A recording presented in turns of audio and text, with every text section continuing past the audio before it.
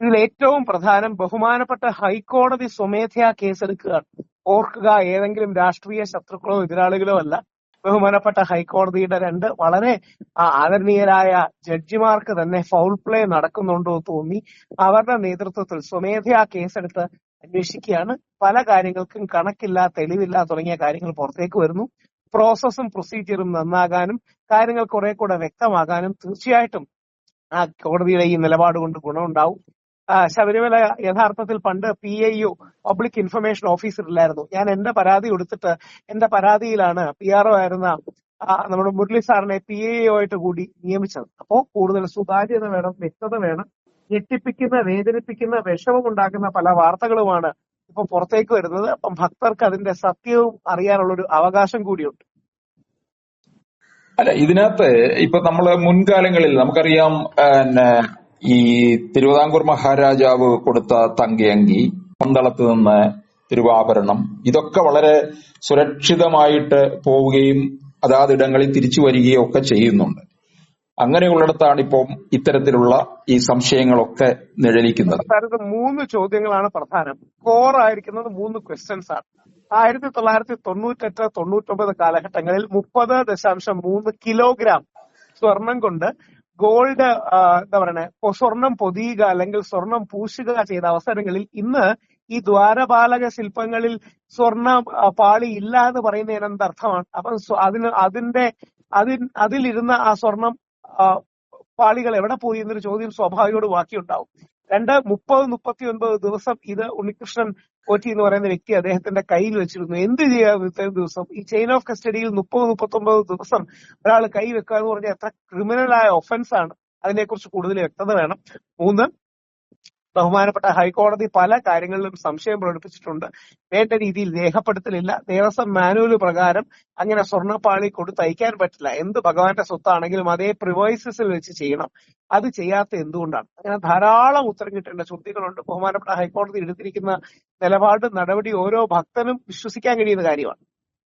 ഈ ഒരു തീർത്ഥാടന കാലം കൂടി അടുത്തു വരുമ്പോഴാണ് ഇത്തരത്തിലുള്ള വിവാദങ്ങൾ ഉണ്ടാകുന്നത്. മുൻകാലങ്ങളൊക്കെ എത്ര വിവാദം ഉണ്ടാകുമ്പോഴും ശബരിമല അതിനെല്ലാം അതിജീവിച്ചിട്ടുള്ളതാണെന്ന് രാഹുലിന് അറിയാമല്ലോ. കറക്റ്റ്.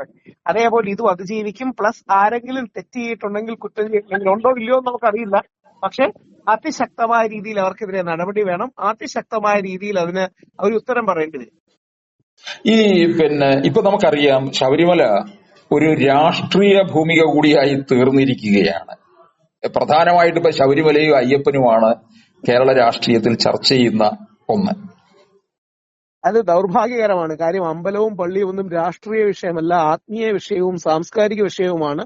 ദൗർഭാഗ്യവശാൽ അങ്ങനെ വരുന്നു. അയ്യപ്പ സംഘം അടക്കമുള്ള കാര്യങ്ങൾ നടക്കുന്നു.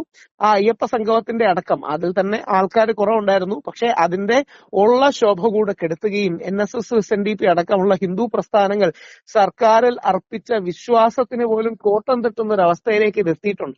അതുകൊണ്ട് എത്രയും എളുപ്പം ഇതിൽ ആക്ഷൻ വേണം. രാഷ്ട്രീയത്തിന്റെ ഒരു സബ് ടെക്സ്റ്റോ അല്ലെങ്കിൽ എലിമെന്റ്സ് എല്ലാത്തിലും ഉണ്ടാകാം, അമ്പലത്തിലും പള്ളിയിലും ഒക്കെ. പക്ഷെ ഇത് രാഷ്ട്രീയ വിഷയമല്ല, ആത്മീയ വിഷയമാണ്. കോടിക്കണക്കിന് വിശ്വാസികളുടെ സെന്റിമെന്റ്സിനെ ബാധിക്കുന്ന വിഷയമാണ്. അതുകൊണ്ട് തന്നെയാണ് ഇതിൽ സ്ട്രോങ് ആയ നടപടി വേണ്ടത്. പക്ഷെ ഒരു കാര്യം നമുക്ക് ഉറപ്പിക്കാം, ഇനി ഒരിക്കലും അങ്ങോട്ട് യുവതീ പ്രവേശം അവിടെ ഉണ്ടാകില്ല എന്ന്. അത് അടഞ്ഞ അധ്യായമാണെന്ന് നമ്മുടെ കടകംപള്ളി സുരേന്ദ്രൻജി പറഞ്ഞു.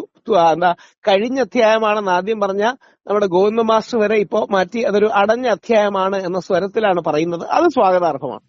പിന്നെ വേറൊരു കാര്യമുണ്ട്, ഈ ശബരിമല എന്തായാലും രാജ്യം മുഴുവൻ അറിയപ്പെട്ടു കഴിഞ്ഞു. ഇനി അത് എല്ലായിടങ്ങളിലേക്കും എത്തും എന്നുള്ളത് നമുക്ക് ഒരു ഉറപ്പായ കാര്യമാണ്. സ്വാമി അയ്യപ്പൻ കലിയുഗ വരദനാണ്. അയ്യപ്പൻ മുമ്പോട്ട് വെച്ചൊരു ദർശനമാണ് യഥാർത്ഥത്തിൽ ഇന്ന് കേരളത്തിനും ഇന്ത്യക്കും വേണ്ടത്. അതിൽ ആത്മീയതയുണ്ട്, മതസൗഹാർദ്ദമുണ്ട്, ഹിന്ദു ഐക്യമുണ്ട്, വ്യത്യസ്ത ജാതി സമുദായ വിഭാഗങ്ങളുടെ ഏകോപനമുണ്ട്. അങ്ങനെ ഒരുപാട് കാര്യമുണ്ട്. അയ്യപ്പന്റെ പട്ടാളം നായർ പട്ടാളമാണ്, നമുക്കെല്ലാം അറിയാം. അയ്യപ്പൻ പഠിച്ചത് ഈഴവ കളരിയിലാണ്. അയ്യപ്പന് മലയരയ ST ഷെഡ്യൂൾഡ് ട്രൈബ് വിഭാഗത്തിലെ മലയരയ പട്ടാളമുണ്ട്. അയ്യപ്പൻ എല്ലാ ഹിന്ദു സമൂഹത്തെ ഒന്നിപ്പിച്ച വ്യക്തിയാണ്. അതോടൊപ്പം മുസ്ലിം സമൂഹത്തിലുള്ള വാവരും ക്രിസ്ത്യൻ സമൂഹത്തിലുള്ള വെളുത്തയും ഒക്കെ അയ്യപ്പന്റെ ചരിത്രത്തിന്റെ ഭാഗമാണ്. നമ്മൾ ഇന്ത്യക്ക് വേണ്ട, ലോകത്തിന് വേണ്ട ആത്മീയത, സ്പിരിച്വലിസം ആൻഡ് പ്ലൂറലിസം, ആത്മീയതയും ബഹുസ്വരതയും ഈ രണ്ട് ആശയങ്ങളുമാണ് അയ്യപ്പൻ മുമ്പോട്ട് വെക്കുന്നത്. ഇതുകൊണ്ടാണ് സ്വാമി അയ്യപ്പൻ കലിയുഗ വരദനാകുന്നത്. അതായത് കാലാതീതമായ സനാതന ധർമ്മത്തിന്റെ, കാലാതീതമായ ഹിന്ദു ധർമ്മത്തിന്റെ ഈ കലികാലത്തെയുള്ള അല്ലെങ്കിൽ ഈ കാലത്തിന്റെ ഏറ്റവും വലിയ മുഖമാണ് സ്വാമി അയ്യപ്പൻ. ആ ദർശനം ഇന്ന് പണ്ടത്തെ നിരീശ്വരവാദികൾക്ക് പോലും മനസ്സിലായി കാണും. അതുകൊണ്ടാണ് ഇന്ന് ശബരിമല യുവതിപ്രവേശനം വേണ്ട എന്ന്, ബഹുമാനപ്പെട്ട വിശ്വാസമില്ല എന്ന് സ്വയം പറയുന്ന ഇടതുപക്ഷക്കാർ പോലും പറയുന്നു. കൂടുതൽ വാർത്തകളും വിശേഷങ്ങളും നിങ്ങളിലേക്ക് എത്താൻ ABC മലയാളം സബ്സ്ക്രൈബ് ചെയ്യുക, ബെൽ ബട്ടണും അമർത്തുക.